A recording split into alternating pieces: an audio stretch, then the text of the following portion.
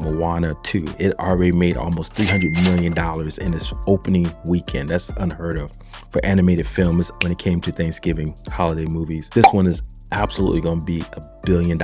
We're going to see a huge outgrowth Moana movies. There's already hints of a Moana 3 coming out. Hey everyone, this is Show versus Business. This is Theo Harvey. We're doing something a little different today, right? Me and Mr. Benja are going back and forth talking about our specific sections on when it comes to show versus business. So as you can see, I'm in an undisclosed location right now doing something a little bit different, but hope you enjoy to switch it up from time to time. In this edition, we're going to get into several different things. I think one of the things that we're going to talk about is the holiday movies, what's happening now going on in Hollywood, coming from Moana, coming from Gladiator 2, Wicked.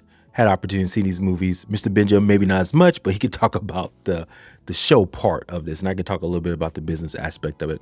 Then we'll talk a little bit about AI, artificial intelligence, and what's happening and how it's evolving. This is holiday season. When we're recording this is the time of Thanksgiving, so it's a lot of movies, not just movies, but also sports. A lot of things going on in basketball, football. I'll talk about the business side of that as well. And then last but not least, we'll get into what's happening in influencer market, right? So I'll go into a little bit of my section where we start talking about the movies, right? Holiday movies.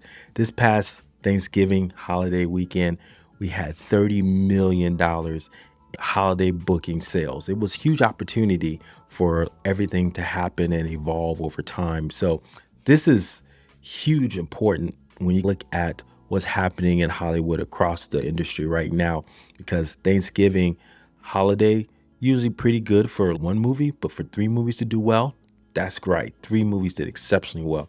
First, you had Moana 2, right, which was the sequel to Moana. Didn't do well in the box office originally, but this one is absolutely going to be $1 billion, right? When it comes to what's happening in the industry, we're going to see a huge outgrowth Moana movies. There's already hints of a Moana 3 coming out. I think as of recording, it already made almost $300 million in its opening weekend. That's unheard of for animated film. It's up there. It beat Frozen out, I think, when it came to Thanksgiving holiday movies. And then you kind of look at what happened with Moana, right? So you have families going to see that, but also Moana had a groundswell because a lot of families had Moana background. It was on Disney Plus for years, and this became a swell of folks and goodwill for folks to want to see what was happening with Moana and what people want to see out there in the industry. So very exciting time to see what's happening in the industry from a business standpoint. But when you look at what happened next, right? So you had another spectacle movie, Wicked, came out, right? This is based on the theater production Wicked, right? It's like a prequel to Wizard of Oz. If you haven't seen the play, phenomenal play, great music, but this is the first time they actually had a movie of the play, which is based on a book, right? Which is based on property from the Wizard of Oz. So it's like all these things packed into one. Huge promotional push. If you didn't know what Wicked was before it came out, you probably know what it is now because they had so many partners. They had Starbucks, they had Target, they had green and pink out there in the world, which are the 2 main colors of the 2 protagonists. Huge opening weekend for as well. That did well, right? And there's hints that they're going to be repeat viewing of this because it's a sing-along, right? It's Broadway shows. These tunes have been around for over 20 years. And then last but not least, you had Gladiator 2, right? Which is that testosterone movie that a lot of men like to see. There was hints that this is going to be in line with Barbenheimer, right? Which was that Barbie and Oppenheimer movie last summer that both pushed both movies up into the $1 billion stratosphere and helped Oppenheimer win the Academy Award last year. Guess what? This Gladiator 2 is not Academy Award winner, but it was high testosterone, a lot of action, a lot of violence, and it had a very interesting acting component from Denzel Washington, which was fascinating to me. Him playing a supporting role, but also a little bit out there, is more villainous. So if you like him in Training Day, this is that Denzel of old. And there's been rumors that he's been on the press tour talking about, look, he's going to be doing more franchises. So there's Equalizer 4 and 5 coming out. He's talking about doing Black Panther 3, which was news to everybody. So when that came out, everybody's, oh, I guess there's a Black Panther 3. Ryan Coogler said he's going to do that. So yeah, huge opening weekend. I think this was like the second highest Thanksgiving weekend ever, opening weekend ever. So these three movies boasted the box office and got everyone talking. Hello all, this is Mr. Benja with Show versus Business, and I am the show side, apparently, the creative side. You probably heard from Theo on how this podcast is set up, so I'm not going to go over that again, but just want to thank you all for showing up, being here, subscribing, and enough with all that. Let's just get into it, because right now I do want to talk about something, and that is the creativity of holiday movies. Now, theaters and cinema have been doing things for a long time, and somehow they got attached to the whole holiday spirit kind of thing. The big Christmas blockbuster and the summer blockbuster. Those were the two big times of year. But over time, it seems that Christmas has turned into this, I don't know, schlock fest. I don't even like using the word schlock. It sounds weird to me. But nevertheless, here we are with this series of sequels and not the greatest holiday movies. Maybe it was different for me than it is for you, but I remember growing up and going to the theaters during Christmas time, specifically with my family and some friends or whoever. And there was always movies to see, if not on Christmas Day, before and after. It was always a big event. Get all your friends together who you haven't seen in a while and go to the theater. Now, that's not so much true. Right now, theaters are really struggling and hurting. And I'm not sure that they're really trying very hard to capitalize off Christmas. Now, you have two different types of movies that seem to come out. These big tentpole movies that are supposed to hold up an entire industry. Maybe your Gladiator 2s, your Moana 2s, and yes, most of these will be sequels because they want to make sure that they rake in the money. And then on the other hand, you have these kind of goofy, off-kilter, weird series, right? Once in a while, you have something like Elf, let's say, that comes out and it hits, or National Lampoon's Christmas Vacation. It's not necessarily a blockbuster, but it just gets out there and hits. So these are your two extremes. And that's all fine and good. You keep doing that. But I think somewhere in the machine, the quality started going down.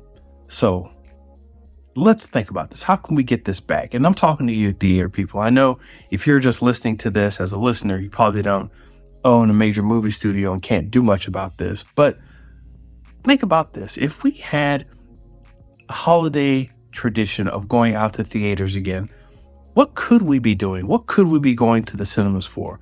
Right now, I just want to stay at home. Get my big screen TV that I got off the Black Friday deals and watch some movies at home. No need to go out, no need to get cold, no need to bother with the $30 tickets, no need to bother with another $30 per person in food and snacks, no need to deal with gas lines, etc. So why would I go to the movies at all? What would I ever need to leave my house for? That's a good question. So as a designer, I'm always thinking about how these things could be better. First off, you either pack it up and go home and just don't worry about it, or you try to reinvigorate it somehow. And I think cinemas are pretty much left with trying to reinvigorate what they're going to do. So here's some free tips to the cinema people. Make some more offers again, not just the popcorn bucket. The popcorn buckets are interesting, but if every year there was a Christmas bonus of some sort, you gave out some sweatshirts, some ugly Christmas sweaters that you could only get at the theaters when you go. And this, of course, this is cost prohibitive, right? So just make it a special premium pricing for certain shows, and everybody who shows up to that show gets one of those special items. And this is the only way you can get it. Is this a big thing to coordinate? Yeah. But is your industry going to die if you don't start doing new things? Maybe. Very likely. A lot of places, theaters are shutting down. Fewer showtimes, fewer shows to pick from, less variety. Last time I was at a theater, it was a ghost town. It was pretty dead and had the weird funky smell going on. And it seems like people really hadn't been cleaning, and they didn't take the time to really care for it. So you got to get people back in the seats. And Christmas is a great time to do that, I think, by giving back, thinking about community, having more community events, even the pre-movie roll that they show. Have some specialized local news, or not the news, but have some local presentations going on. Some local, hey, here's what's happening with the people around you, and do some competitions, have people show up. Make it a thing again. Make it a reason to go out. And for far too long, theaters have been just sitting around, not being creative and just hoping people will roll into the actual theaters themselves. And this doesn't say much about the movies themselves, I know, but more about the experience. Even if the movie's bad, I have wonderful experiences. I remember going to the movies on the holidays to see my family, hang out with friends, et cetera, play in the arcade. And right now, it all just seems like a big rip. So unless you want to get ripped off, unless you want to rest in peace theaters, you got to do something better about that. And that's my little rant on creativity and the theaters. Now, when we talk a little bit about, I'm going to pivot into the holiday sports aspect, right? We don't really talk about sports too much on this podcast, but we do talk about like the opportunities and business side of that, right? And what does that mean from an entertainment standpoint? Sports is big business, right? I think the NBA just signed streaming rights for $78 billion. We're seeing NFL starting to get into streaming with that Black Friday game on Amazon Prime. There's rumors that, well, it's not rumors, it's actual fact they're going to have a NFL game on Christmas Day with Beyonce at halftime. Huge opportunity for NFL to put themselves out there. And then lately, Paramount Plus, if you don't have Paramount Plus, that's another streaming channel. They're streaming because CBS is under the umbrella of Paramount. They actually put a lot of NFL games on Paramount, right? And I think last year they actually had a Chiefs playoff games on streaming. So this is big business, right? I think streaming is trying to do more and more with live sports. The problem is, can they keep up, right? That broadcast, we know broadcasters like to put a lot of stuff out there when it comes to like free stuff, and you can see it. It streams perfectly. There's no issues with the streaming. We have no problem with watching the broadcast, but now you put on streaming, there's delays. We talked about the Tyson, we talked about the Logan fight that just happened recently. There was a lot of delays. So you're going to have a Christmas Day football game on streaming on Netflix. If it glitches one instance, oh man, people are going to be upset. So the technology has to be there to make this work. But huge money, right? We just talked about there's a Black Friday game now on Amazon. It used to be Turkey Day. You had 3 games. Usually the Lions, the Cowboys would play. But now they have a Black Friday game. So basically while you're shopping on Black Friday for Christmas gifts on Amazon, you can watch a football game. And that's been hugely successful for Amazon for the last couple of years. So now we're going to see more of that. And then I was just amazed by how many games were on just this whole week of Thanksgiving. You had basketball, college basketball is starting to resurge. And you have all the college basketball tournaments, right? You had UConn, the #1 team, losing pretty heavily in a lot of opportunities. You had obviously NBA games going on because the NBA Cup is becoming a thing and they're trying to promote that. So a lot of these games start to matter. Even in November, you have obviously football. You have other sports trying to get in there and get your attention. These eyeballs are so valuable now because advertising dollars are key, and because streaming has so much money. Netflix, the Amazons, even Apple, they can put so much money into these things that they'll be able to show more and more of these games and get these different packages. Everybody saw the NBA get that $78 billion package from streaming. Basically, Amazon will have a game, NBC, which is going to put on Peacock, will have games again. And then because of this, CBC had to re-up as well. We have a whole bunch of opportunities for people to say, hey, this is a huge opportunity to grow when it comes to sports. The challenge would be, is there enough eyeballs for everybody to watch all this? NFL is hugely popular. NBA is starting to see decreases in their ratings. And so there's rumors that is it too much inventory out there? Too many games, 82 games a year. That's a lot of inventory. You can see any NBA game, but really people want to see the most important ones, right? The Steph Currys. You want to see LeBron James. You want to see Kevin Durant. The resurgence of the younger generation, the Jason Tatums of the world, or Anthony Edwards. Are we seeing them becoming at the forefront of this, right? And so that's something that I think a lot of people are wondering if NBA can still sustain, even if they got the $78 billion amount of money. And one of the big things is, can they change the game around? Maybe 3-pointers is not the way it needs to go. Every team's shooting 3-pointers, right? Maybe they need to switch it up, make dunking more part of the game to make it more of an exciting product. One other thing I've been thinking about is creative use of sports during the holidays. So how does this work? If you have a captive audience, and that is a group of people who are ready and willing to watch what you're doing, to come together and absorb whatever you're going to give them, you're already halfway towards your goal. And right now, sports does this excellently. Amazon is gearing up to do their thing with live sports. Netflix is working to get their thing going on with live sports. You've got the old classic networks, NBC, ABC. They're fighting it out to do different things with sports. The Olympics was huge this year. Sports aren't going away. And Christmas has always been a great time for sporting events. Why can't we have esports events, gaming events? Why can't we have more just competitions? I'd like to see streamers compete, influencers. I'd like to see them competing on things. And these are the types of things that, from a marketing sense, creatives have to work with the marketers, because creators are just going to do their own thing by themselves. You need a marketing presence to really make this happen. I'm getting choked up just thinking about working with marketers. I don't know if that's a good thing or a bad thing, but getting out there and let's say have, some esports gaming, have some type of online Christmas streamathon, telethon. I know they're out there and they're doing some little things, but none of this has really been enforced and made into tradition. We don't have this big, hey, it's Christmas time.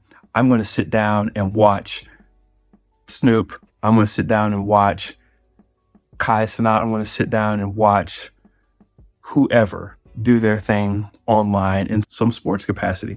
I remember even going to E3 years and years ago, and the sports competitions they had there, they had the Madden tournaments and things at E3. It was pretty exciting, but you could tell they weren't serious about it. And I'm not sure people are taking these seriously. And when I say these things, the holiday spirit, the holiday vibe, the holiday push, really trying to get people to appreciate family and coming together again. It's an interesting place that we're in, obviously, with our phones, our tablets, the internet. You get some devices for the holidays and everybody's looking at their phone and they're not as connected as they were before, or it's a different type of connection, right? What could you do? Right now, when I go home for the holidays, I always end up playing a game of Scrabble with my family. There's Scrabble. The Scrabble boards get broken out and the aunts start playing and whatever. You go to another part of the house or another family and then they're playing spades tournaments. These are classic things that get people together and something you always do traditionally. Right now, times have been moving so fast, we have to make new traditions. So maybe there are apps that are basically built around the idea of, hey, let's get together and run a family fantasy sports kind of thing just for the couple days that we're all here. And maybe it's not fantasy sports, but the idea of people getting together and quote unquote betting on things or putting in their bids on, hey, let's see what happens at the parade. Let's see what happens during the sporting event. And we're all connected on our apps. It's ways to keep it together, to keep the family together and into things. And this isn't something that's going to happen alone. Once again, you need a lot of people coming together who really want to make this happen. But right now, no one seems to care. So in the meantime, I'm going to go back home and play Scrabble with my aunt. I'm going to go home and play spades with my cousins. And it's going to be a traditional thing. And I definitely don't expect the younger generation to really get into it, because why would they? The last but not least, I'll talk a little bit about AI, what's happening in artificial intelligence. This is near the end of the year. We're seeing a lot of movements. We're seeing basically Anthropic making moves, partnering with Google. Obviously, OpenAI trying to make moves. One of the things that I'm seeing also is Elon Musk, who's a surgeon, right? Because he has a connection to the next president of the United States here, Donald Trump. He is looking to sue OpenAI to prevent them from going for profit, fully for profit. Remember, OpenAI, which is the number one, basically generative AI company out there right now, is really trying to move from its nonprofit roots into for profit. And Elon Musk is using his political connections to stop that and block that. And so we're going to see more of that. People are positioning, right? Who's going to own AI, right? And we'll talk a little bit, me and Mr. Benja, about our predictions for next year with AI. But here's a little hint on my side from the business side of things.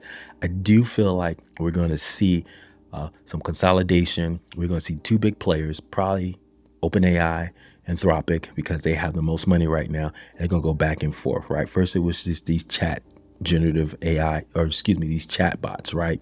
These higher models. But we're also seeing the degradation in like how much they can do with these models now. And now they're looking for more data. Can they sign more licensing deals with people who own private data so they can learn, the models can learn faster or learn different aspects of it, right? Also, I'm a big proponent of what they're calling being able to do AI agents, the ability to be on your laptop and perform as a human and doing mouse clicks and different tasks. So that is something I think is going to be in the forefront. I'm hoping to see a lot more of that. And last but not least, I do see potentially we'll have more systems, basically not OpenAI as a closed kind of ecosystem. We don't know how the model's made and all that, but I'm hoping they're going to have an open model. Facebook is really pushing that or Meta is really pushing their model that way. And I'm hoping we'll see more of that when it comes to AI and what it can do for the future. So more to come there when we do our prediction show. And influencers. This is something Mr. Benja, has basically his fence, and he'll talk more about that. My 2 cents, we're seeing the Kai Cenats going out there and doing his thing with streaming and Twitch streaming, doing these live streams with celebrity guests popping on. And we're seeing more and more of them becoming the new celebrities. Again, this is something we'll probably see more of, right? It's just unheard of now where these unknown people, a vast majority of people, probably my generation or older, probably don't even know some of these streamers, but we probably heard Mr. Beast, right? Who is going to finally have his Amazon show premiere shortly. So Mr. Beast, the biggest YouTuber in the world, is going to have something on Amazon. So we want to see what happens there. So it's going to be interesting to see what happens in the future.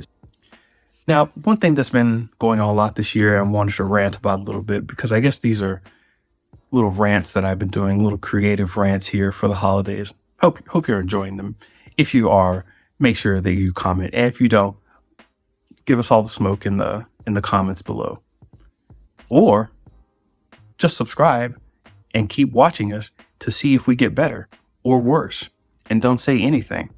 Either way, we're glad you're here. One thing I've been thinking about is AI and creativity, and I really hadn't had time to stop and discuss it. There's so much potential with AI, and potential for the good and potential for harm.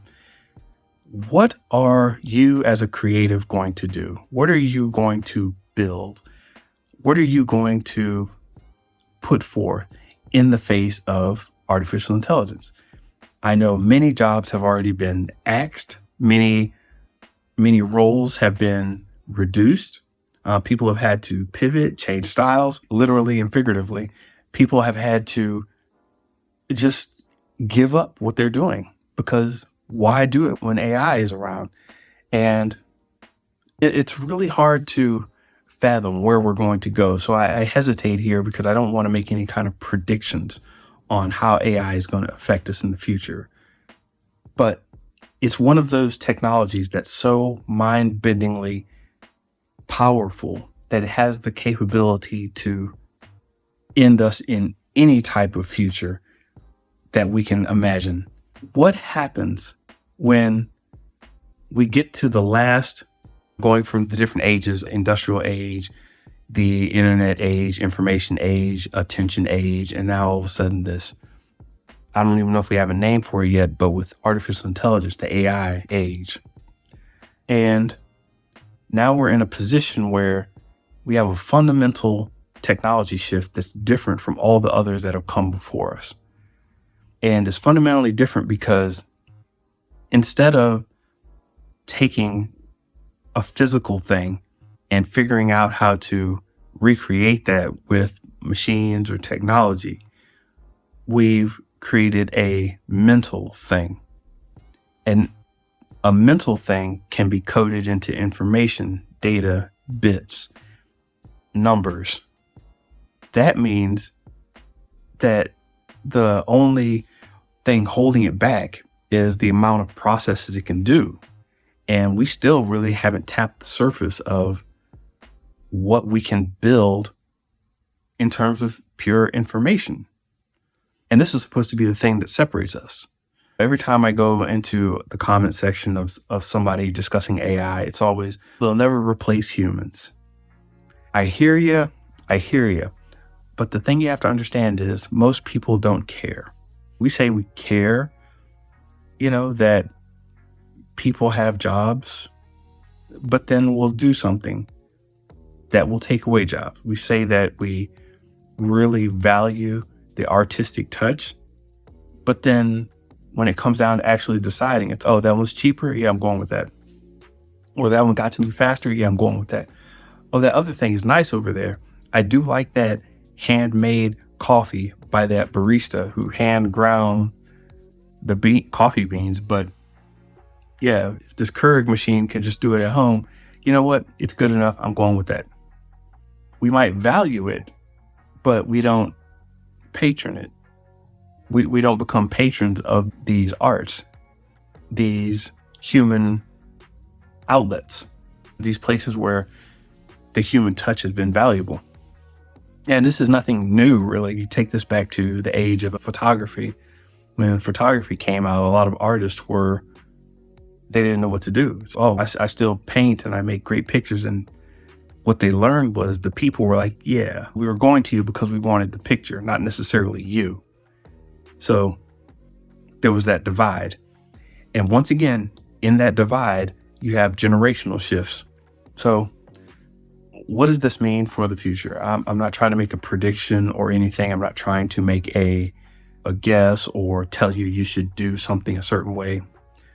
I'm just making a realization that we have to go forward in such a way that we don't get run over. We don't throw ourselves under the bus, basically. Step back and, you know what? I don't need to spend all my time trying to learn how to make a web page. I don't need to spend all my time learning the latest photo editing techniques if AI can just do a lot of the stuff for me. And I was just reading a report that says that some high percentage of people in Gen Z use AI like all the time. Like it's their work buddy. It's just by them, it's with them, it's part of their thing at all times. Like they used to say, hey, carry a calculator around, carry a pen around or whatever. And now all of a sudden the internet became the thing that was, hey, you always have the internet around. You always have search at your fingertips and forums and whatever information you need. Now, yeah, you always have AI around. Maybe on a prediction show, I'll do more on what I actually predict is going to happen.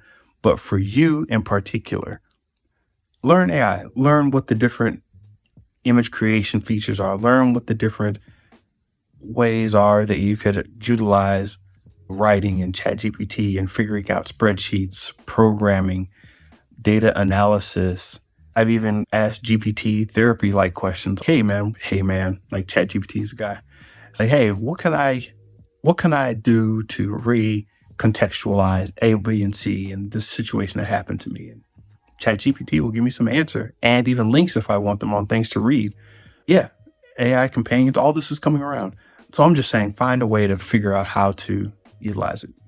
And finally, I want to talk a little bit about creativity and the new media landscape. If you haven't realized, we're all individual media entities right now. This is what social media and the internet and connectivity and AI and everything that we've been doing has come to. We're all little media companies. We're all putting out our own press releases. We're putting out our face. We're putting out our image. We're putting out our brand, our persona. And we're all these little media companies. And all the problems and issues that come along with media companies is now affecting us. We're worried about getting canceled, aka taken off the air, aka fined by the FCC, whatever you want to call it. These are worries that we didn't have before, at least not in the same way. We're pressured to always be publishing something, to corral information, double check. These are things that journalists used to do. And we have to live now in a way where you present things like the media. And if you don't, then I don't want to say you don't exist, but real quick story. I went to a lunch with some recruiters and some friends in the game industry.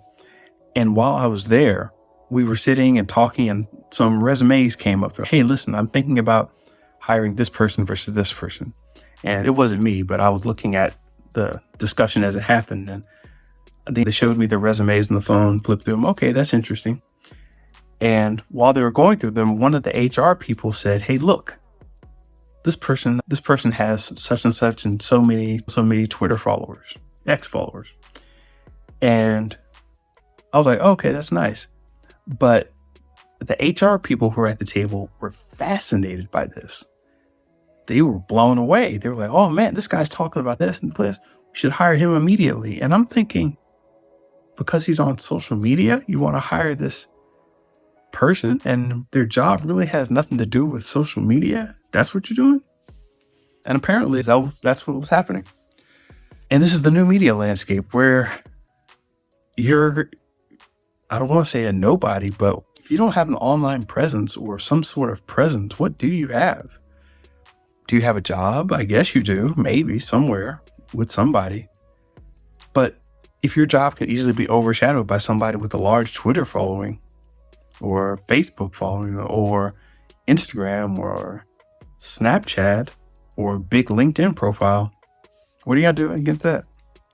We're in a new media landscape, and media literacy isn't really taught. Media fundamentals, the basics of branding, the basics of marketing and putting yourself out there, learning how to speak on camera. I'm actually grateful for Theo for pushing me to do this podcast. I probably would have lost my skills at speaking in front of camera a long time ago, but we've been doing this for a couple years now, and now it's just now really starting to flow naturally where we don't have to plan it too much. We don't have to think about it. We just bounce and riff off of each other. And do you have that skill? Is that something you can do? This is going to be one of the core skills. Can you get online, speak succinctly? Can you know how to count out beats? Say you're going to talk X amount of time and actually stick to it. Right now, I'm overtime, so I don't even know what I think I'm doing, but it's something that's on my mind. And it's a way I've trained myself to think with the new media landscape. So in terms of creativity in the new media landscape, your media presence is part of your creativity now. Can you honestly enter into a creative field without thinking about how you're going to present it in media?